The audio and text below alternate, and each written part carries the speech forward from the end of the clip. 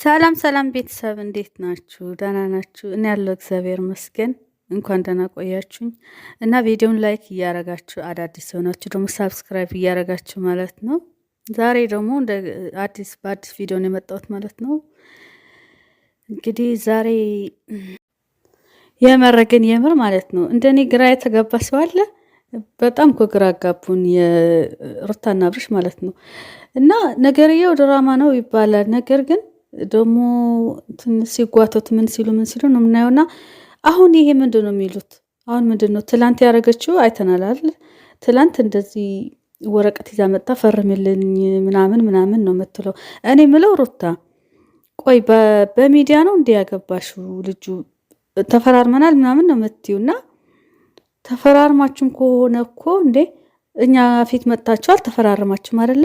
ያ ነገር ደግሞ መቋጨት አለበት በህግ ከሆነ ህግ ላይ ሂደሽ ነው እንጂ በየአደባባይ ከኋላ እየሄድሽ ወረቀት ፈርምልኝ ማለት እኮ አይጠበቅብሽም ነበረ።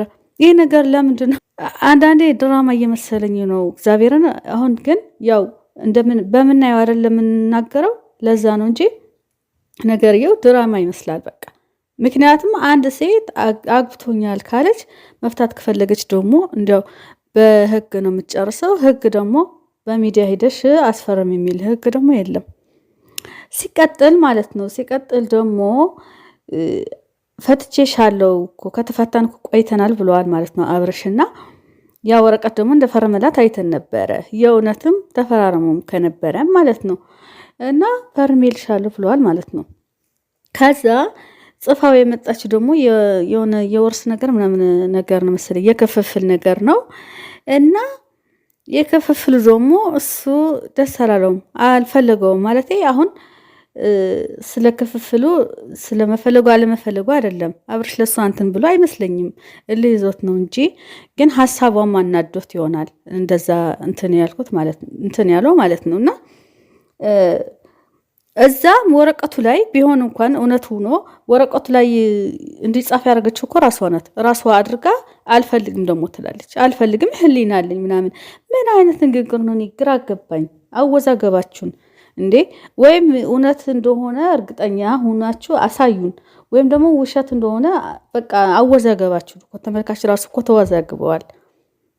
እና ራስሽ አስፈረሽ እዛ ወረቀት ላይ ንብረት ክፍፍል ፈልጋለሁ ብለሽ አስፈረሽ እንዴት ነው መጣሽ? እኔ እኮ አልፈልገውም ይሄንን ነገር አልፈልግም፣ እኔ ህሊና ያለኝ ሰው ምናምን የምትይው የማይመስል ነገር ማለት ነው።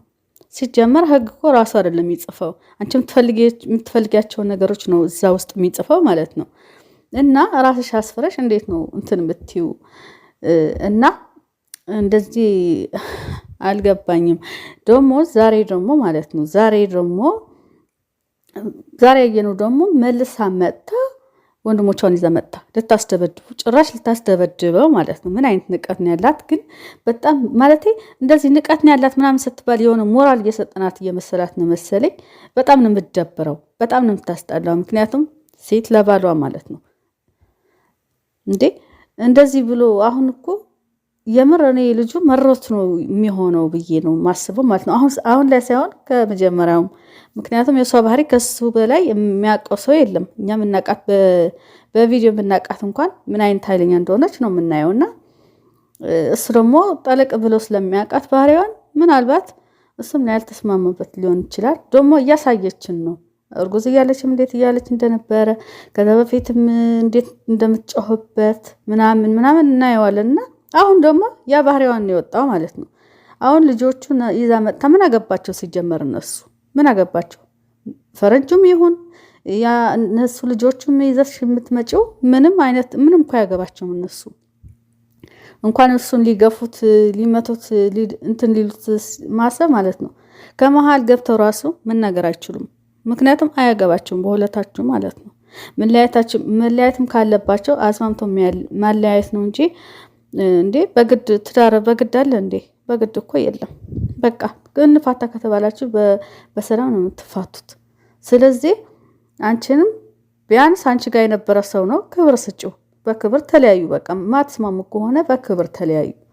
ካልሆነ አንዱ እየጎተትሽ ያመጣሽ እንትን አትበይ ማለት ነው። በጣም ነው የሚደብረው እንዴ!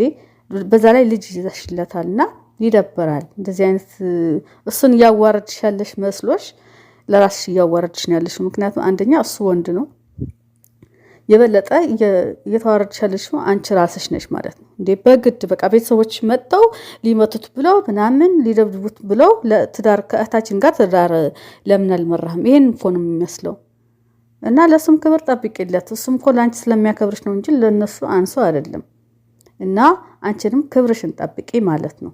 በጣም ነው የሚደብረው። በሰው አስመጥተሽ ከዚህ በፊትም እንደዛ እያረግሽ ስለነበረ ነው ይህን ሰብስቦ ነው አሁን እንደዚህ ሊቆርጥ የቻለው ማለት ነው ልጁ እንጂ ከመጀመሪያም እየጎተትሽ እያመጣሽ በስንት ሰው እያስደፈርሽው ነበረ። እና ይደብራል፣ ደስ አይልም። አንቺ ዝቅ ብለሽ አንቺ ከባልሽ ጋር ተመካከረሽ ነበረ ሁሉም ነገር መስተካከል የነበረበት። ያው ሚዲያ ላይ ካወጣችሁ ደግሞ እንደኛ ያሉትን ፈትፋቾች እንደዚህ እንፈተፍታለን ማለት ነው። ንግግሩ እንኳን ጠፋብኝ። እንደዚህ ለመፈትፈት ስራ ሰጥታችሁናል ማለት ነው። እኛ ያየነውን ነው የምንናገረው። ስለዚህ ንብረት አልፈልግም ምናምን የምትይው ሲመስለኝ እኔ የእሱ ብቃት አይተሽ የመጣሽ ሁላ ነው እየመሰለኝ ያለው ማለት ነው። ምክንያቱም ቀጥታ መተሽ ምክንያቱም ከመጀመሪያ እየተከታተልን ስለነበረ ማለት ነው። እና መተሽ ትንሽዬ እንደቆያችሁ ነበረ። ገና ከአግባኝ ከማለትሽ በፊት ነበረ እርግዝና ያልሽው እና ከዛ በኋላ እሱን ካወቅሽ በኋላ ነው አግባኝ ያልሽው ብለሽ ደግሞ ያ በቪዲዮ አሳያችሁን ሽማግሌ ምናምን ተባለ እንጂ ስትጋቡም አላየንም። ሄዳችሁ ዱባይ ላይ ነው ጨፍራችሁን የመጣችሁት እንጂ ስትጋቡ አላየንም። ይሄ ሰርግ አይደለም። እና አሁን ደግሞ ተፈራረምን ነው ካላችሁ ተፈራርመን ነው ብላችሁ እንዲህ ግግም ካላችሁ እንግዲህ እዛ በውስጥ በጨረሳችሁት በጀመራችሁት በዛው በተጨርሱት ነው የሚሻል የነበረው። ሚዲያ ላይ ከወጣችሁ ደግሞ አይቀር በሰላም ፍቱት እና ለኛም ስራ እያበዛችሁብን ስለሆነ ማለት ነው። ማለት ግማሹን ለእናንተ እያዘንኩ ነው ያለሁት። እና ሩታዬ እየፈለግሽ አልፈልግም አትበይ በዚህ አጋጣሚ ማለት ነው። ንብረት ፈልጋለሁ ብለሽ እዛ ሄደሽ አጽፈሽ እዚህ መተሽ ጻድቅ የምትጫወትዩ አይደብርም ወይ? እና ወንድሞችሽን ደግሞ ልካቸው መያዝ አለባቸው። አብርሽ አጠገብ መድረስ የለባቸውም። ለምን መሰለሽ? እሱ ላንቺ አክብሮ ነው እንጂ ለእነሱ መጉዳት አቅቶት አይደለም። እኔ የት ምን እንደማደርግ ታውቃለህ ምናምን የምትይው ምን ስታደርግ ያቅሻልና ነው እንዴ? እሱ ጋር መተሽ አይደል እንዴ ለራስሽ የተቀየርሽው?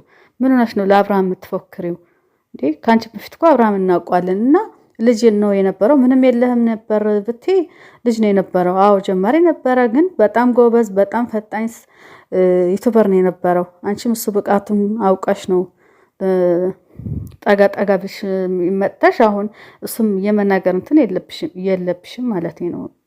እኔ እያሽቃበጥኩ እንዳይመስላችሁ፣ በነገራችን ላይ እውነቴን ነው የምናገረው ማለት ነው እግዚአብሔርን። እና እንትን አትበይ፣ በሰላም ብትጨርሱ አሪፍ ነው ለራሳችሁ ስትሉ ማለት ነው። ካልሆነ ደግሞ በቃ እንደዚህ እንቀጥላለን።